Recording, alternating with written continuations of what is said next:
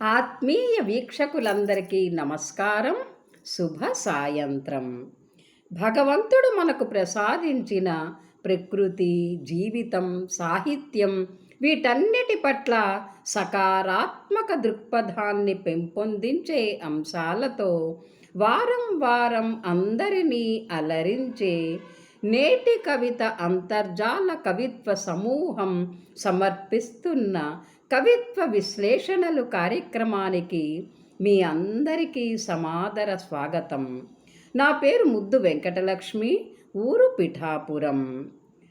గత వారం సమూహంలో ఇవ్వబడిన సప్తవర్ణ శోభితం అనే చక్కటి అంశానికి వచ్చిన అనేక కవితల్లోంచి కొన్ని కవితలను సమూహ సలహాదారులు, సుప్రసిద్ధ కవి, రచయిత, విమర్శకులు, మార్గదర్శకులు, ప్రఖ్యాత సాహితీవేత్త అయిన గురువర్యులు శ్రీ దాస్యం సేనాధిపతి గారు అత్యుత్తమ కవితలుగా ఎంపిక చేసిన కవితల విశ్లేషణలు చెయ్యబోతున్నాను.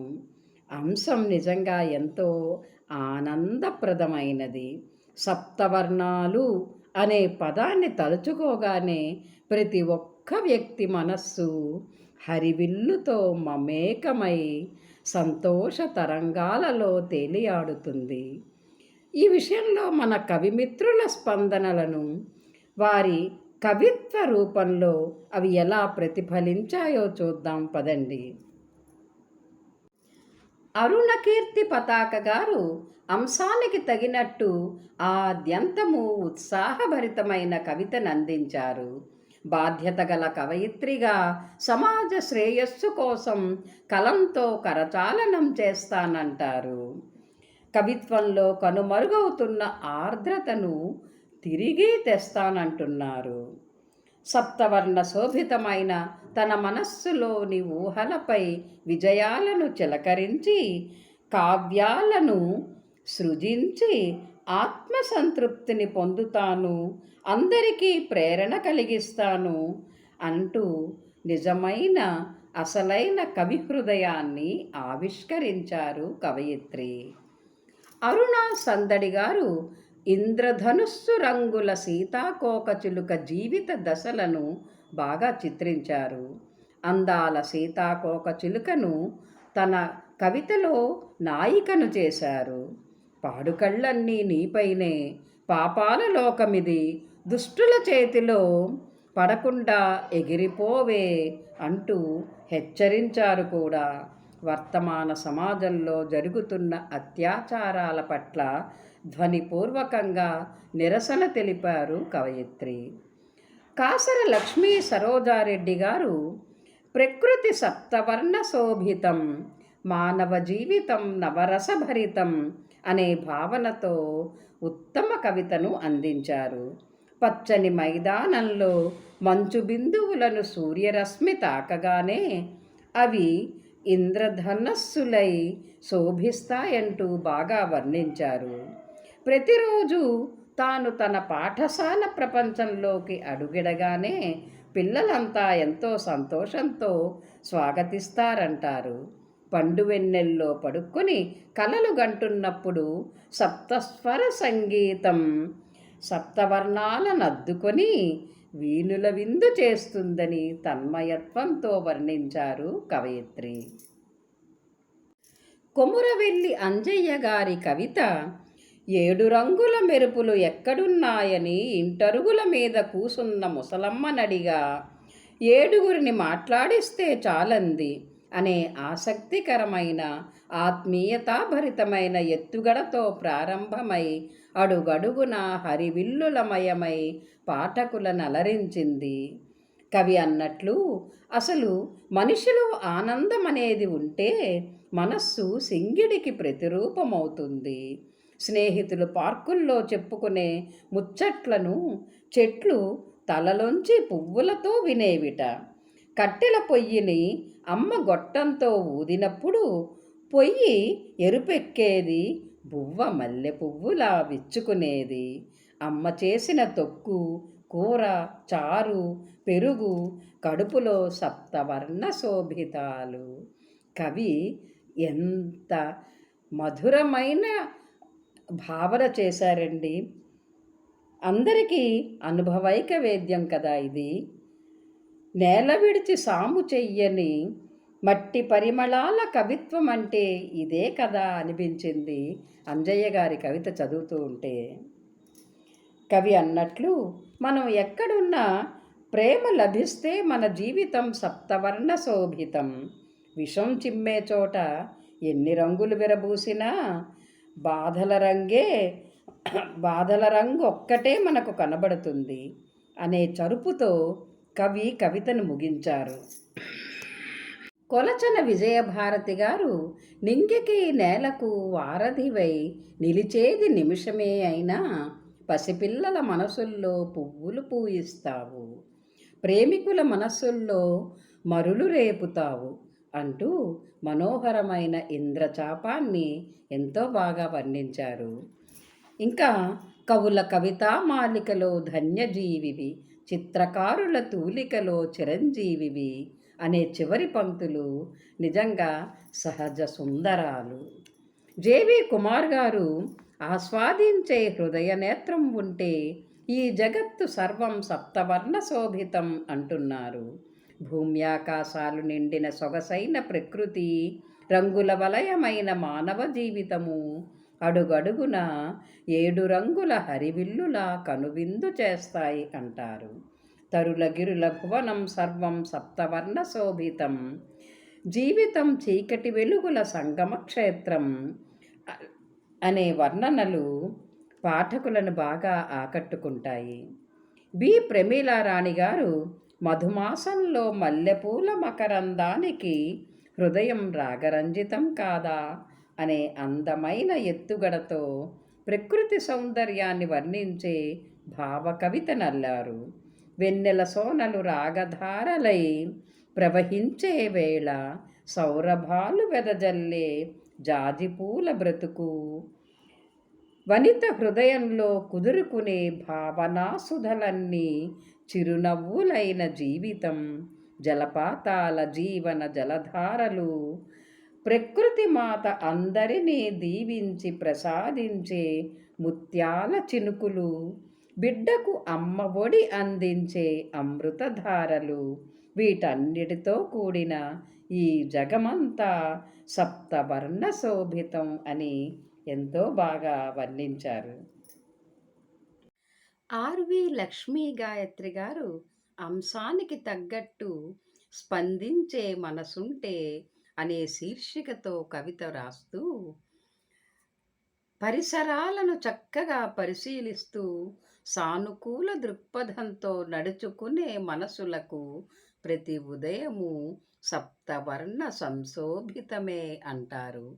నిజమే, ఆమె వర్ణించినట్టు నీలి నీలి కెరటాల సంద్రం, అరుణవర్ణాల భాస్కరుడు, వెండి మబ్బులు, తెల్లటి కొంగల బారులు, ఒకదాన్నొకటి పిలుచుకుంటూ గోల చేసే నల్లటి కాకులు, పచ్చటి వృక్షాలు, పువ్వులతో పోటీ పడుతూ రంగురంగుల యూనిఫారాలలో బడులకు పరిగెత్తే బాలబాలికలు, ఇవన్నీ కూడా సుప్రభాత వేళ అడుగడుగున అణువణువున కనిపించే సుందర దృశ్యాలు.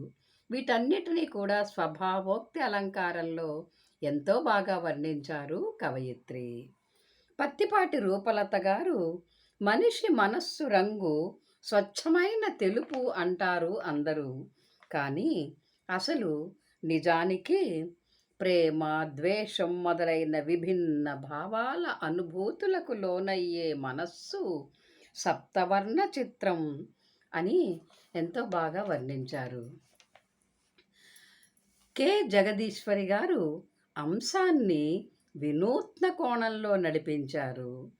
అసుర సంహారానికై విభిన్న రూపాలతో సప్త మాతృకలుగా అవతరించిన అఖిలాండకోటి బ్రహ్మాండ నాయకి పరమేశ్వరిని, కాంతివంతమైన సప్తవర్ణ సంశోభిత అయిన అమ్మవారిని వైవిధ్యభరిత వర్ణనలతో పాఠకుల మనోనేత్రాల ఎదుట దర్శింపజేశారు కవయిత్రి.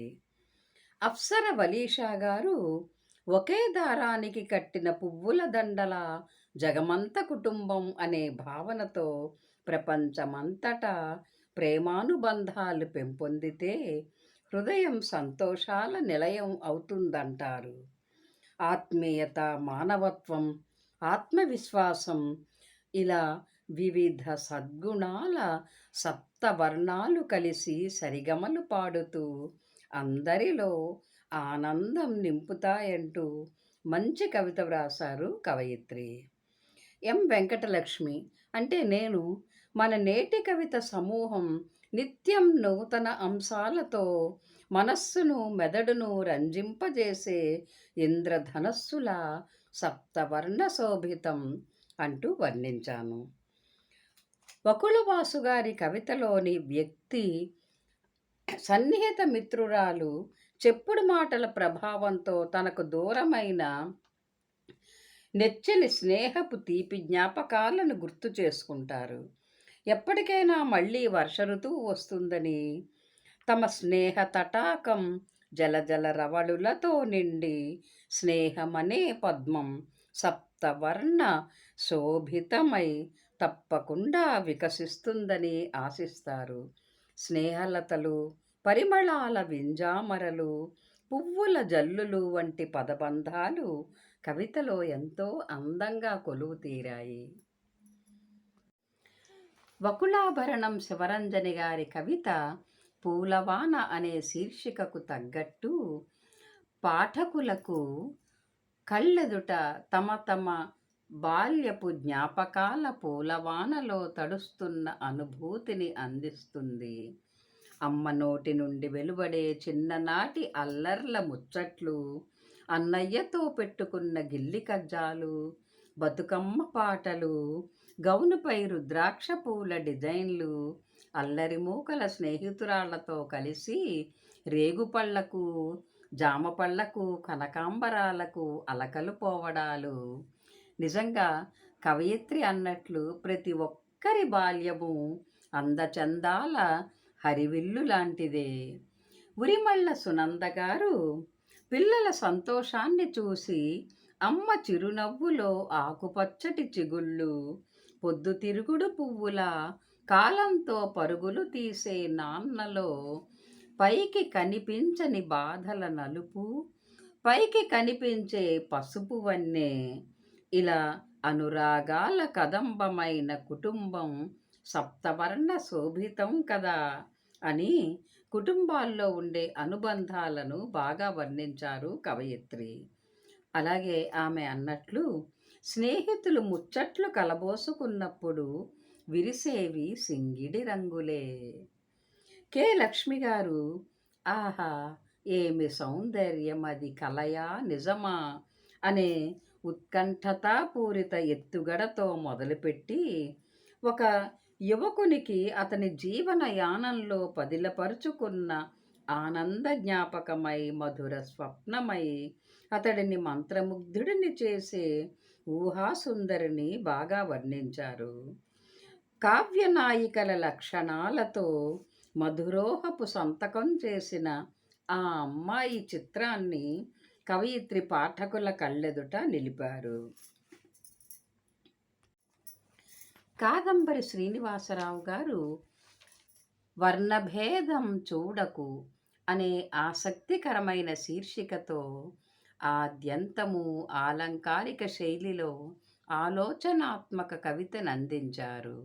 తేజో సూర్య బింబమై చీకటి నిండిన బ్రతుకులకు ప్రకాశాన్నిద్దాం, పూర్ణచంద్ర బింబమై తెల్లని నవ్వుల వెలుగులను ప్రసరిద్దాం, నిత్య వసంతమై ప్రకృతి అంతటా పచ్చదనాన్ని నింపేద్దాం, తరంగమై నీలి ఉల్లాసాన్ని అందరికీ పంచుదాం, శుభంకరమైన పసుపు వర్ణమై పుడమిలోగిలిలో నిలుద్దాం. ఇలా సప్తవర్ణాలను ఇంద్రధనస్సులోని సప్తవర్ణాలను పులుముకొని ఆనందాలను చిందిద్దాం. ప్రజలు కలలు కనే వర్ణభేదరహిత సమాజాన్ని సాకారం చేద్దాం అంటూ ప్రతి భావగణాన్ని స్ఫూర్తిదాయకంగా రచించారు కవి. సన్నిధి స్వాతి కృష్ణ గారు ప్రేరణాత్మకమైన కవితను అందించారు. ఈమె కవితలోని వ్యక్తి జీవితంలో ఎదురయ్యే బాధలు కలిగించే కన్నీటి బొట్లే జీవన సోపానానికి తొలిమెట్లుగా భావించి ఆశావహ దృష్టితో మున్ముందుకే నడుస్తున్నానంటారు. చిన్ని చిన్ని వాంఛల్ని అణుచుకుంటూ పెద్ద ఆశయాల కోసం సప్తవర్ణ భరితమైన జీవితం కోసం అడుగులు కదుపుతున్నానంటారు. కవిత చాలా బాగుంది. బత్తిన గీతాకుమారి గారు కావాలి బతుకు రాగరంజితం అనే శీర్షికతో జీవితంలోని వివిధ దశల వర్ణాలను ఎంతో భావుకతతో వర్ణించారు. రెక్కల గుర్రంపై ఎగిరే ఆటపాటల బాల్యం శ్వేతవర్ణ శోభితం, కోర్కెల సాధనకై లక్ష్యం వైపు పయనం నీలివర్ణ శోభితం, జైత్రయాత్రల నవ చైతన్యం అరుణవర్ణ ప్రకాశితం, ప్రణయరాగ గీతికల ఊదారంగు, శుభముహూర్తాల పసుపు రంగు, బిడ్డల ఎదుగుదల చూసిన తల్లిదండ్రుల మనసుల్లో హరితవర్ణ శోభితాలు, నడుమున వచ్చేపోయే కష్టాల గ్రీష్మతాపాలు నలుపు రంగుతో పరిపక్వమే కదా అంటారు కవయిత్రి. ఇలా మనిషి బ్రతుకు ఇలా వచ్చి అలా మాయమయ్యే ఇంద్రధనస్సు లాంటిది. సమన్వయంతో సాగితే ప్రతి ఘడియ మనోరంజితమే అంటూ మంచి సందేశాన్ని అందించారు కవయిత్రి. నిజంగా ఈ సందేశం అందరికీ శిరోధార్యం. రాధికా నరేన్ గారు 7 రంగులలోనూ మాధవునే చూడగలిగే రాధ అతనికై చేసే నిరీక్షణలోని ఆర్తిని, ఆరాధనను ఆర్ద్రంగా చిత్రించారు.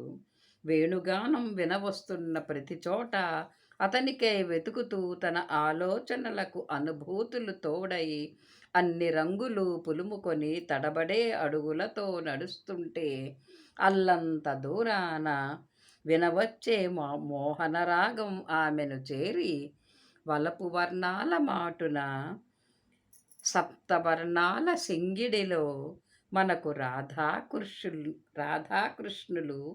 తప్పకుండా దర్శనమిస్తారు. షేక్ ఫర్జానా గారు ఆలుమగల అన్యోన్య దాంపత్యంలో ఒడిదుడుకులను దాటుకొని చేరుకునే ఆనందాల తీరం, కొండలు గుట్టలు పచ్చటి వనాలు, చిన్ని చిన్ని కుందేళ్ల ఎరుపు కళ్ళ చురుకుదనం, మోదుగు పూల వర్ణం, మయూరాల వయ్యారాలు, ఇంతటి అపురూప సౌందర్యాన్ని కన్నుల్లో నింపే ప్రకృతి ఏ పండుగకో పబ్బానికో కలుసుకునే తోబుట్టువుల కళ్ళల్లో ఆప్యాయత, ఆకుపచ్చని తోరణాలు, ఇవన్నీ సప్తవర్ణ శోభితాలే కదా అంటూ ఎంతో చక్కటి కవితను అందించారు కవయిత్రి. కవిత అంతా ఎంతో ఆత్మీయతాభరితంగా అనిపిస్తుంది. ముడుంబై శేషఫణి గారు 7 రంగుల శోభతో మనకు ఆనందం కలిగించే విభిన్న సందర్భాలను చక్కగా వర్ణించారు. ఆకాశాన విరిసే హరివిల్లు, ముంగిట ముత్యాల ముగ్గులు, వసంత కోకిల గానం, మయూరి నాట్యం, నవదంపతుల అనురాగ సరాగాలు, ఆదర్శప్రాయమైన సీతారాముల దాంపత్యం, ఇలా ఎన్నో సొబగులీను సన్నివేశాలు సప్తవర్ణ శోభితాలై సమాజాన్ని సంతోషభరితం చేస్తాయని సోదాహరణంగా కవయిత్రి చెప్పిన తీరు చాలా బాగుంది. నెల్లూరు వెంకటలక్ష్మి గారు చిరునవ్వుల పూలు అనే శీర్షికతో వ్రాస్తూ ఎంతో భావుకత నిండిన కవితనల్లారు. కవితలోని వ్యక్తి నిండు పౌర్ణమి వంటి స్నేహితురాలి సాంత్వన వచనాలను, మోడువారిన ఆశలకు మేఘంలా కురిపించిన చిరునవ్వుల జల్లులను తలుచుకుంటూ ఉంటారు. వేకువ పూయించిన తొలి కిరణం, పెదవి కొమ్మపై పదే పదే పూసే చిరునవ్వుల పూలు లాంటి భావచిత్రాలు పాఠకులను మురిపిస్తాయి. సప్తవర్ణ సంశోభితమైన ఈ కవితల మాలికను సమీక్షించే సదవకాశాన్ని నాకిచ్చిన గురువర్యులు శ్రీ సేనాధిపతి గారికి, సమూహ పరిపాలకులు, సహృదయ సాహితీ మిత్రులు శ్రీ లక్ష్మయ్య గారికి నా హృదయపూర్వక కృతజ్ఞతలు తెలుపుకుంటున్నాను. తోటి కవిమిత్రులందరికీ హృదయపూర్వక